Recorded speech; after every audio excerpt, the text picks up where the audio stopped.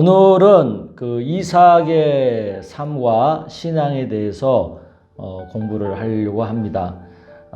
이삭은 아버지 아브라함이 100세일 때, 또 엄마 사라의 나이가 91세 때 태어난 참 귀한 아들이죠. 그리고 이삭은 하나님의 약속의 성취이기도 하고 아브라함의 믿음의 결실이기도 합니다. 이삭은 리브가와 결혼을 해서 쌍둥이 형제를 낳죠. 에서와 야곱.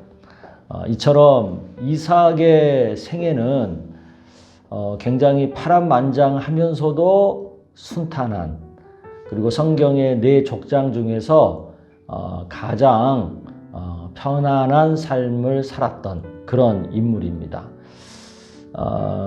그래서 오늘 이삭을 공부하면서 이삭이 어떻게 살았길래 그렇게 평안한 형통한 삶을 살았는지 그것에 대해서 살펴보려고 합니다. 우리 다 같이 찬송 한 장 같이 부르고 말씀을 이어가도록 하겠습니다. 찬양하시겠습니다.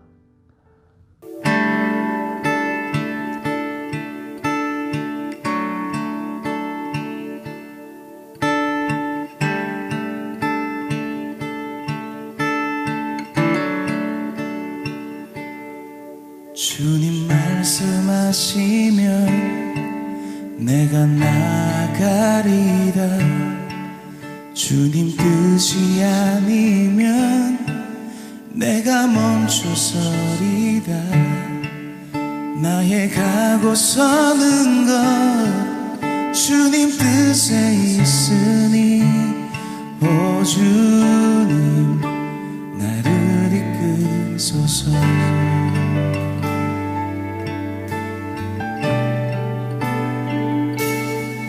주님 말씀하시면 내가 나가리라. 주님 뜻이 아니면 내가 멈춰서리라. 나의 가고 서는 것 주님 뜻에 있으니 오 주님 나를 이끄소서. 뜻하신 그곳에 나 있기 원합니다. 이끄시는 대로 순종하며 살리니 연약한 내 영혼 통하여 일하소서. 주님 나라와 그 뜻을 위하여 주님 나를 이끄소서.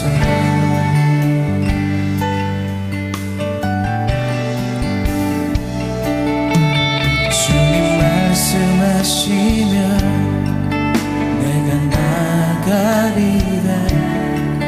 주님 뜻이 아니면 내가 멈춰서리라. 나의 가고 서는 것 주님 뜻에 있으니 오 주님 나를 이끄소서. 뜻하신 그곳에 나 있기 원합니다.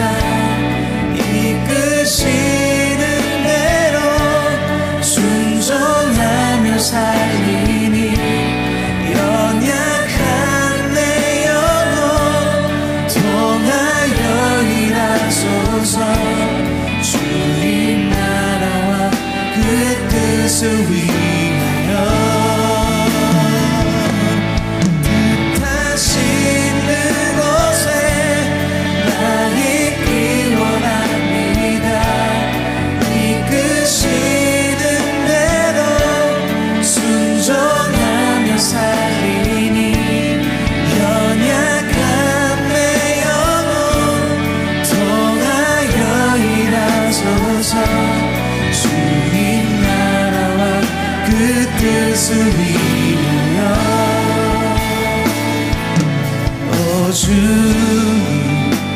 나를 이끄소서. 오 주님 나를 이끄소서. 오 주님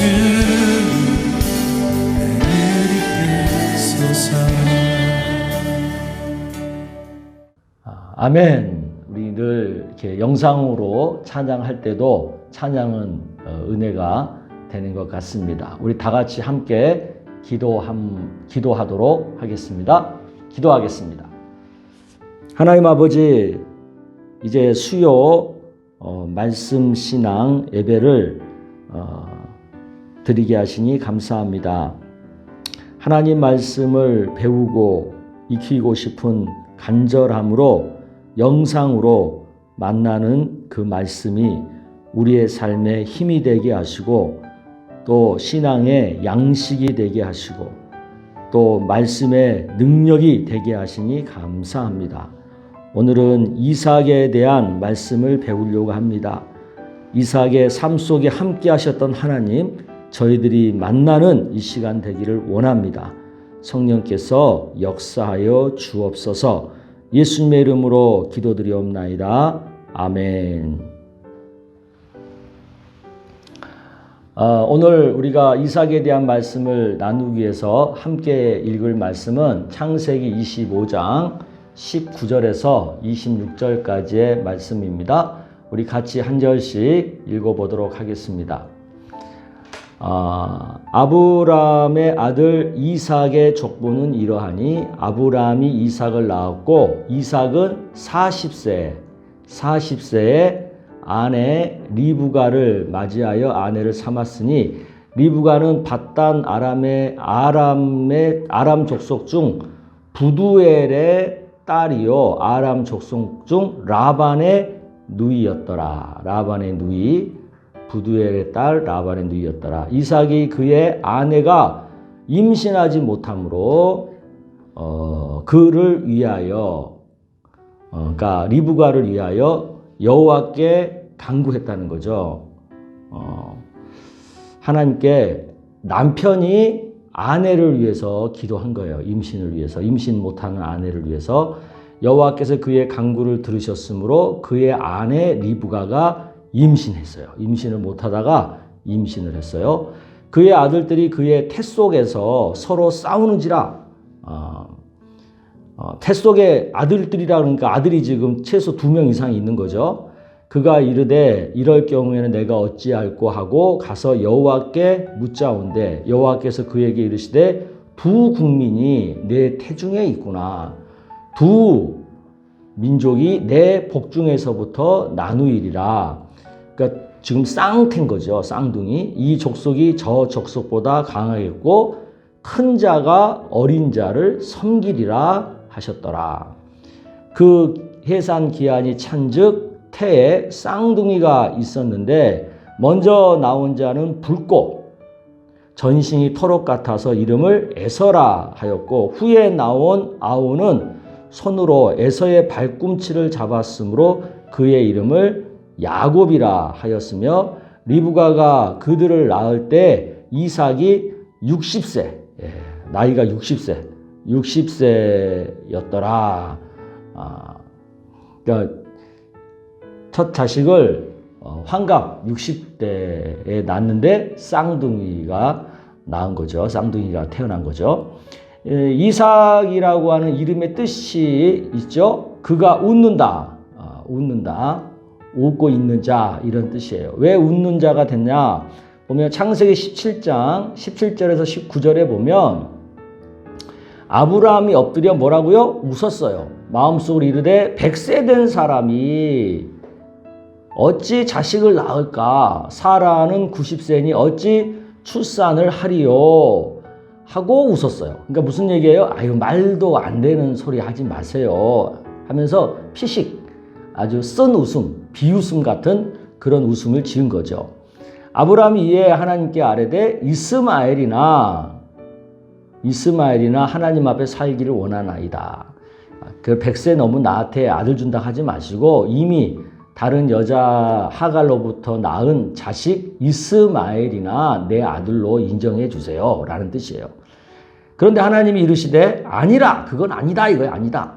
내 아내 사라가, 지금 네 본처 사라가 낳은 그 아들만이 하나님이 인정하는 아들이라는 거죠. 낳으니 그의 이름을 이삭이라 해라. 이삭의 이름의 뜻이 뭐라고요? 웃는 거예요. 방금 아브라함이 웃었어요. 그랬더니 아들 이름이 이삭, 웃는 자라는 뜻이가 돼버린 거예요. 내가 그와 내 언약을 세우리니 그의 후손에게 영원한 언약이 되리라. 그런 거예요. 또 이삭의 웃음과 관련된 얘기가 나오는데 이번에는 엄마가 웃는 거예요. 창세기 21장 6절 사라가 이르되 하나님이 나를 웃게 하시니 듣는 자가 다 나와 함께 웃으리로다. 아버지 아브라함은 그 웃는 웃음이 비웃음, 쓴 웃음이었다면 지금 사라가 웃는 웃음은 하나님이 정말 아버지가 100세, 엄마가 90세가 넘은 그 나이에 진짜로 아들을 낳게 해주니까 좋아서, 기뻐서 웃는 웃음이 된 거예요. 그러니까 쓴 웃음이 진짜 기쁜 웃음이 돼버린 거예요. 하나님이 이렇게 진짜 기쁜 웃음으로 만들어 주신 거죠. 그처럼 이삭의 이름에는 그런 진짜 웃기까지의 역사가 담겨 있는 그런 깊은 의미가 있는 이름이라고 할 수 있습니다. 성경에 이삭의 출생과 어린 시절에 대해서는 굉장히 간단하게 나와요.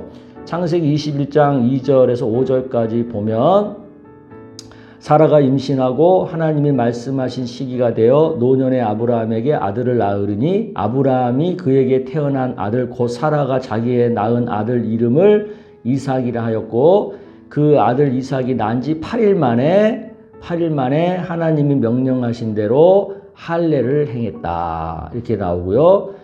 할례. 그 다음에 이 할례가 나오고 그 다음에 창세기 21장 8절에 보면 아이가 자라매 젖을 때고 이삭이 젖을 때 날에는 아브라함이 큰 잔치를 베풀었더라. 젖때는 잔치. 때는 잔치. 그러니까 어렸을 때 큰 행사가 이 두 가지예요. 할례, 젖때는 잔치. 이거 아주 기념이 되는 행사에 대한 언급이 있는 거죠. 그리고 뭐 나머지는 크게 성경이 언급하고 있지 않아요. 그러면서 이제 등장하는 게 뭐가 등장해요? 하갈에게서 태어난 이삭과의 알력이 나와요. 알력. 먼저 창세기 21장 9절에 보니까 아브라함의 아들 애굽 여인 하갈의 아들이 이삭을 놀려요. 이삭을 놀려요. 그러니까 지금 이 상황은 무슨 상황입니까? 후처의 아들이 본처의 아들을 놀리는 상황인 거예요. 그러니까 그것을 보고 본처인 이 사라가 열받는 거지. 열받는 거지. 그래가지고 그 불만을 표현하죠. 그가 아브라함에게 이르되 이 여종과 그의 아들을 내쫓으라. 열받아서 지금 하는 소리예요. 이 종의 아들은 내 아들 이삭과 함께 기업을 얻지 못하리라. 그렇게 얘기하죠. 그 말을 듣고 아브라함이 근심을 해요. 그 아들로 말미암아 매우 근심이 되는 거죠. 왜? 어떻든 자기의 자식이잖아요. 아내가 다를 뿐 아들은 똑같은 자기 아들이잖아요. 그래서 근심이 되는 거예요. 이렇게 근심하는 아브라함에게 하나님이 나타나셔서 얘기를 하세요. 하나님이 아브라함에게 이르시되 내 아이나 내 여종으로 말미암아 근심하지 말고 사라가 내게 이름 말대로 해라. 무슨 얘기예요? 쫓아내라 그랬잖아요. 그냥 쫓아내라는 거예요. 쫓아내라. 왜? 이삭에게서 나는 자라야 내 씨라 부를 것이니라. 그러니까 하나님의 눈에 진정한 씨는 이삭이라는 거예요. 그러니까 진정한 씨가 아닌 이스마엘은 안타깝지만 그래도 내보내야 된다라고 하나님께서 명쾌하게 정리를 해 주시는 거죠. 그러니까 하나님의 뜻대로, 하나님의 약속대로 하지 못하고 인간의 방법대로 해가지고 이스마엘을 낳아 놓으니까 이런 자기가 낳은 아들을 내쫓아야 되는 비극을 겪잖아요. 아브라함이 아마 그 비참한 마음을 많이 곱씹었을 거라고 생각이 듭니다. 그리고 굉장히 또 이삭의 삶에 있어서 중요한 게 모리아 산상에서 있었던 하나님의 시험이죠. 하나님께서 믿음의 테스트로서, 시험으로서 이삭을 번제로 드려라 라고 아버지 아브라함에게 말씀을 하시죠. 창세기 22장 1절 2절에 보면 그 일 후에 아브라함이 아브라함을 시험하시려고 그를 부르시되 아브라함아 하시니 그가 이르시되 내가 여기 있나이다. 여호와께서 이르시되 내 아들 내 사랑하는 독자 이삭. 얼마나 중요합니까? 내 아들 내 사랑하는 독자 이삭. 그만큼 이삭이 소중한 아들이라는 거죠. 그 이삭을 데리고 모리아 땅으로 가서 내가 내게 일러준 산, 거기서 그가 누구예요? 이삭이에요. 이삭.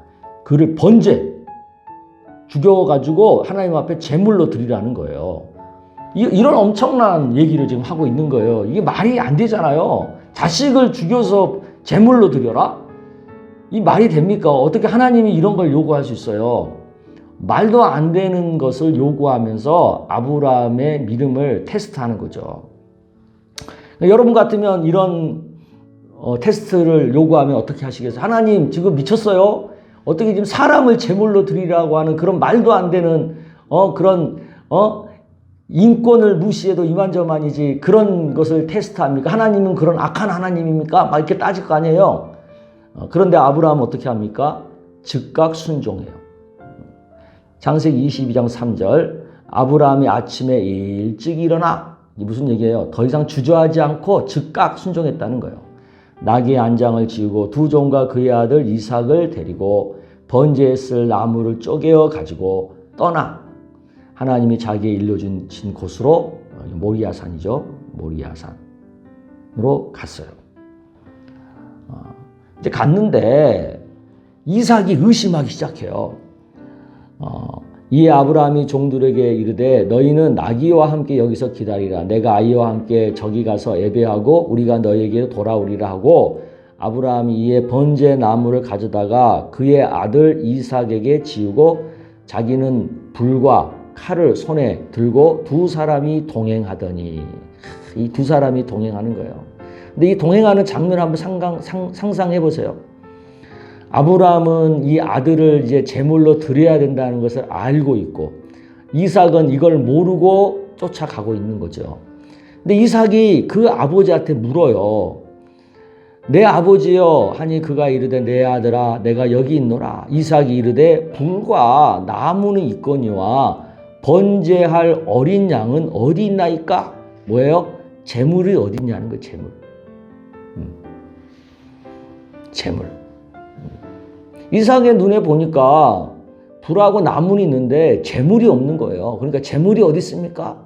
물어보는 거죠. 그 말을 듣는 아버지 아브라함의 심정이 오죽했겠어요. 그런데 아브라함이 뭐라고 대답을 합니까?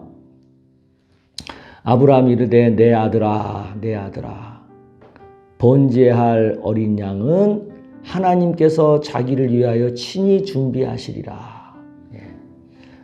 하나님께서 번제할 어린 양 따로 준비해 놓고 계셔. 그렇게 얘기하는 거예요. 그래서 이삭이 더 이상 말 안 해요. 순종해요. 22장 9절에 10절 하나님이 그에게 일러주신 곳에 이른지라 이 아브라함이 그곳에 제단을 쌓고 나무를 버려놓고 그의 아들 이삭을 결박하여 제단 나무 위에 놓고, 이건 무슨 말이에요? 이삭이 제물이 된 거예요. 제물. 하나님이 친히 예비하시리라고 한 그 제물, 어린 양 제물이 누가 된 거예요? 이삭인 거예요. 이삭. 손을 내밀어 칼을 잡고 아들을 잡으려 해요. 여러분 보세요. 지금 이삭이 어린아이가 아닙니다. 꽤 장성한 청소년 내지 청년의 나이예요. 한 20살 가까이 됐다고 봐요. 그럼 얼마든지 힘이 세요. 아버지는 할아버지예요. 그러면 힘으로 아버지를 물리치고 도망갈 수도 있어요. 그런데 이삭은 도망가지 않고 아버지 뜻대로 순순히 결박을 당하고 순순히 제단 나무 위에 올라가는 거죠. 그건 뭐예요? 순종하는 거죠. 아버지의 뜻에 순종하는 거예요. 이렇게 보세요. 아버지 아브람은 하나님께 순종, 하나님께 순종. 아들 이삭은 아버지께 순종. 그러니까 둘 다 믿음의 시험에 합격하게 되는 거죠. 그것을 보고 22장 12절에 하나님이 어떻게 얘기합니까? 사자가 이르시되 그 아이에게 내 손을 대지 말라. 그에게 아무 일도 하지 말라. 내가 내 아들 내 독자까지도 내게 아끼지 아니하였으므로 내가 이제야 내가 하나님을 경외하는 줄을 아노라. 무슨 얘기예요? 합격. 그런 뜻이 합격. 내 테스트에 네가 합격했다. 그 얘기예요. 그러니까 아브라함만 합격한 게 아니고요. 사실은 이삭도 합격한 거예요. 이렇게 두 사람은 하나님의 믿음의 테스트에 합격한 거예요.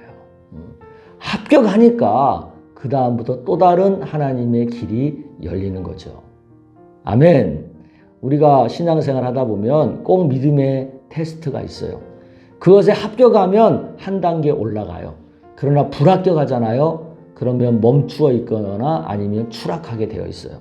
그러니까 믿음의 테스트에 꼭 합격하는 우리 성도님들 되시기를 축복합니다.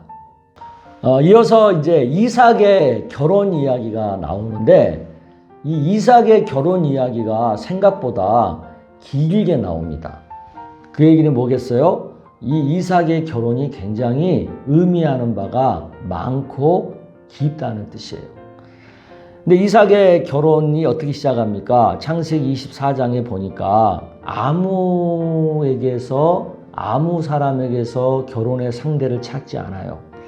아브라함이 그러죠. 내가 너에게 하늘의 하나님, 땅의 하나님이신 여호와를 가리켜 맹세하노니 너는 내가 거주하는 이 지방 가나안 족속의 딸 중에서 내 아들 위하여 아내를 택하지 말고 내 고향 내 족속에게로 가서 내 아들 이삭을 위하여 아내를 택하라. 가나안 족속, 이방 족속에서 며느리감을 찾지 말고 내 족속, 이게 뭐예요? 셈 족속을 얘기해요. 셈 족속. 셈 족속. 하나님의 족속에게서 족속 중에서 내 며느리감을 찾아라 라고 그 종에게 아브라함이 명령을 하죠. 여기서 보면은 불신 결혼을 피하고 한 신앙 안에서의 결혼을 명백하게 그 조건을 분명히 하는 거예요. 그러니까 우리가 자녀들을 결혼시킬 때 이거 놓쳐서는 안 돼요. 불신 결혼 너무 이렇게 쉽게 생각하면 안 돼요. 아브라함처럼 꼭 같은 믿음 안에서 결혼을 시키려고 하는 그 분명한 기준을 우리 부모들이 가져야 된다라는 것을 강조하는 거죠. 이삭의 아내 리브가가 등장하죠. 24장에 보면 리브가가 물동이를 어깨에 메고 나오니 그는 아브라함의 동생 나홀의 아내 밀가의 아들 부두엘의 소생이라. 그 소녀는 보기에 심히 아리답고 이쁘다는 거죠. 또 지금까지 남자가 가까이 하지 아니한 처녀다라는 거, 순결한 처녀라는 거죠. 그가 우물로 내려가서 물을 그 물동에 채워가지고 올라오는지라. 이건 뭐예요? 일하는 모습이죠. 일. 그러니까 좋은 며느리감의 요소를 다 갖고 있는 거예요. 자기 그 동생의 아내의 아들이 그 딸이니까 일단 셈족이고 얼굴도 이쁘고 또 순결한 처녀니까 정숙하고 또 거기가 또 물 이렇게 들어오는 거 보니까 나름 일도 잘 하고 있는 그런 건강한 그런 며느리감이라는 거죠. 그런 아내가 이제 등장을 하는 거죠. 근데 아무리 좋아도 서로 쌍방간에 결혼에 동의를 해야 되지 않겠습니까? 일방적일 수는 없잖아요. 그래서 창세기 24장 51절에 보면 리브가가 당신 앞에 있으니 데리고 가서 여호와의 명령대로 그를 당신의 주인의 아들의 아내로 되게 하라. 찬성해 주는 거예요. 그 다음에 이삭도 24장에 이삭이 리브가를 인도하여 그의 어머니 사라의 장막으로 드리고 그를 맞이하여 아내로 삼고 사랑하였어요. 그러니까 흡족하게 여겼다는 거죠. 그리고 이삭이 그의 어머니를 장례한 후에 위로를 얻었다. 그러니까 리브가에 대해서 굉장히 만족했다. 그러니까 두 사람이 모두 만족하는 결혼이 되었다. 그런 뜻이에요. 그래서 결혼은 어느 한 사람만 만족하면 안 되고 두 사람이 다 만족하는, 두 사람이 서로 사랑하게 되는 그런 결혼이 돼야 된다는 거죠. 그 두 사람이 결혼했는데 두 사람 사이에 이제 자녀가 태어나요. 그 해산 기한이 찬즉 태에 쌍둥이가 있어요. 쌍둥이. 그러니까 리브가가 쌍둥이를 낳는데 먼저 나온 자는 붉고 전신이 토록 같아서 이름을 에서라 하였고 후에 나온 아우는 손으로 에서의 발꿈치를 잡았으므로 그의 이름을 야곱이라 했다는 거죠. 근데 이 자식을 낳을 때 이삭이 60세에 낳은 거예요.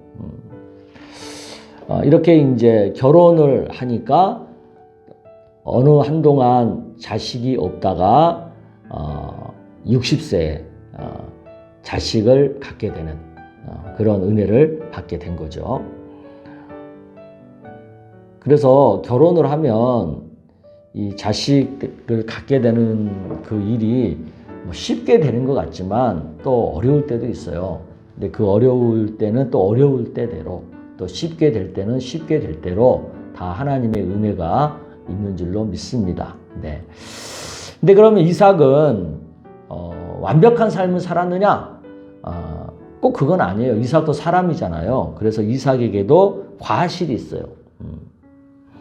첫째 과실은 흉년을 만나가지고 가나안 땅에 있지 못하고 그랄로 블레셋 땅으로 내려간 거예요.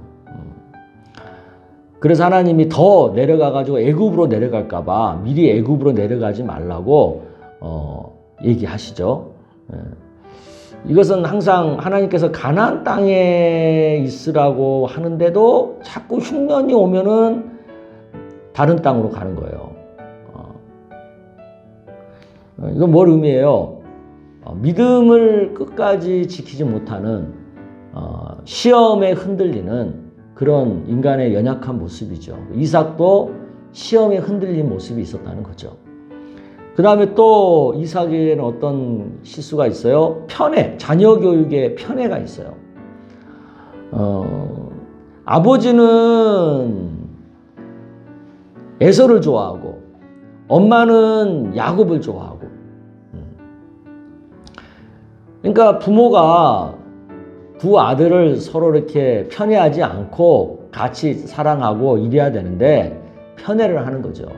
이게 자녀 교육에 문제가 되고 나중에 이것 때문에 형제 간에 큰 어떤 그 갈등이 생기잖아요.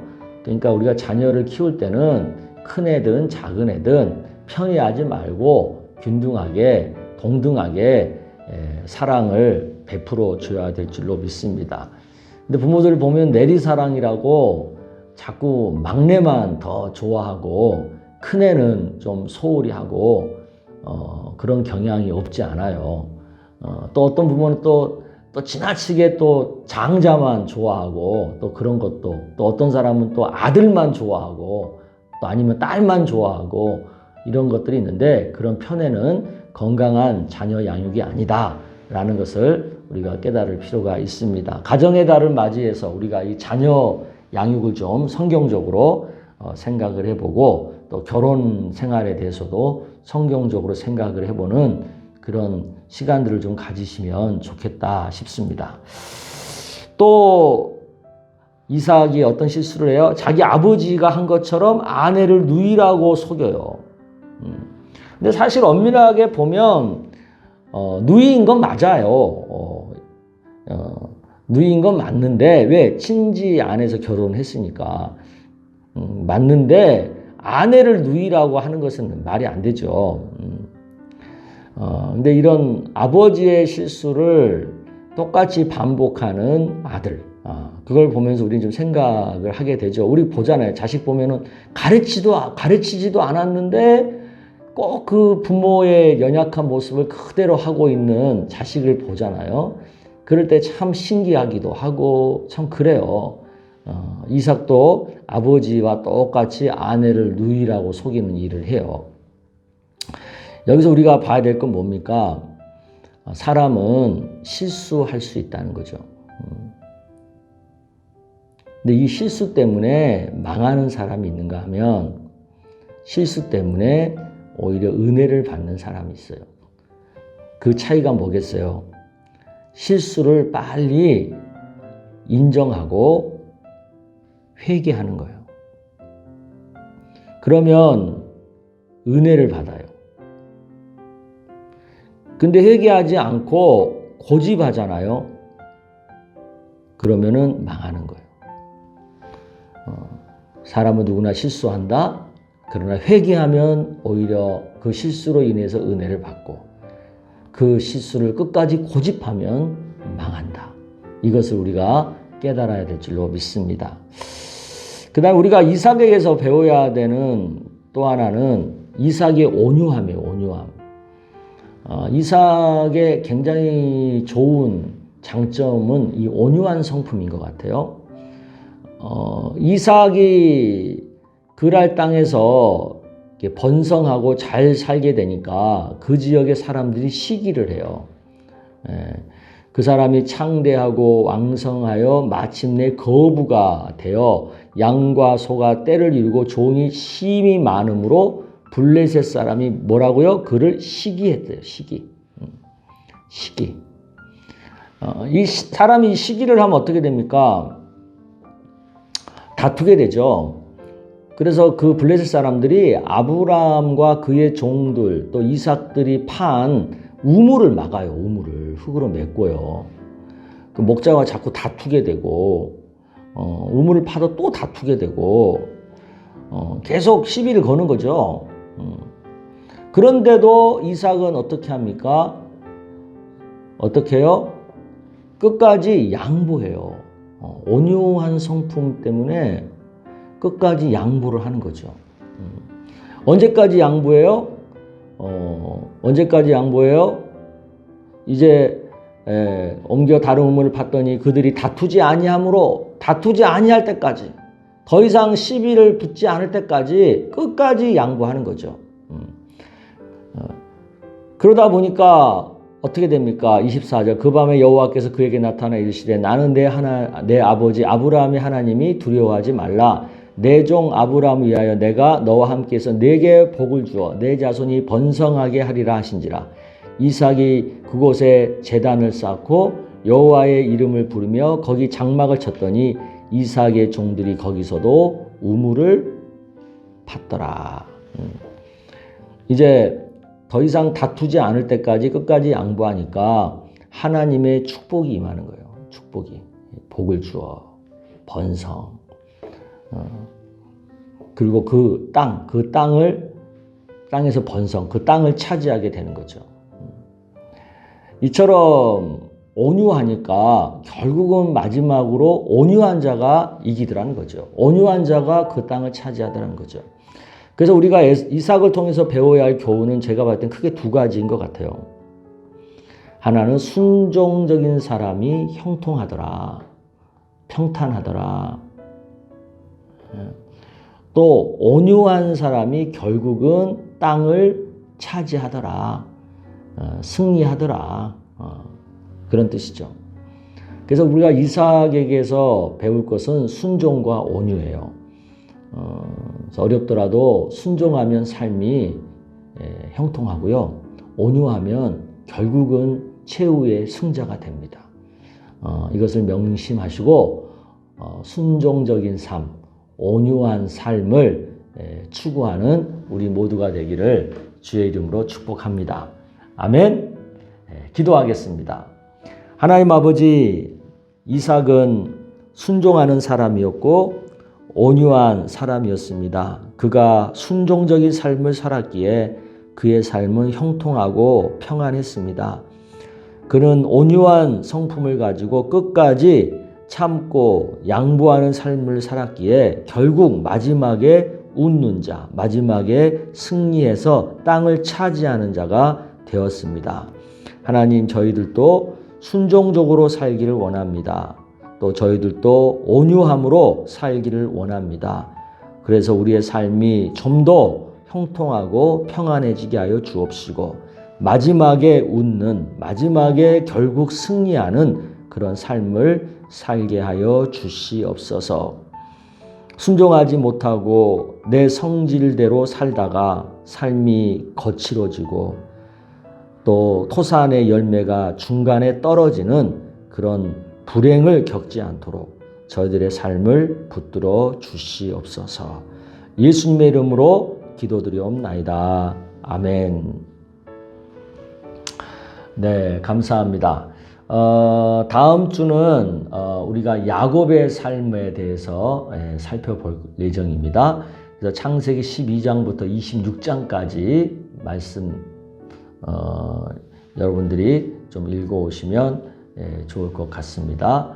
네, 감사합니다. 다음 주에 뵐게요.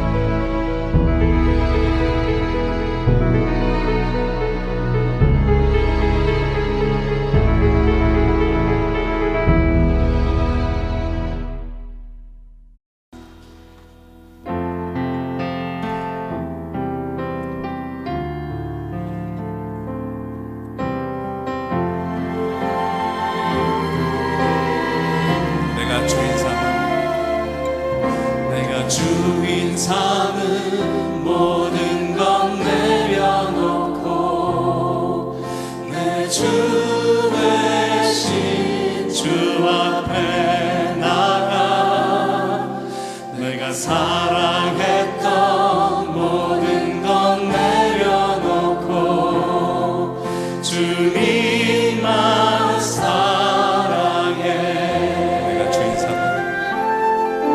내가 주인 삼은 모든 것 내려놓고 주 앞에 나갑니다. 내 주 대신 주 앞에 나가 내가 사랑했던 모든 것 내려놓고 주님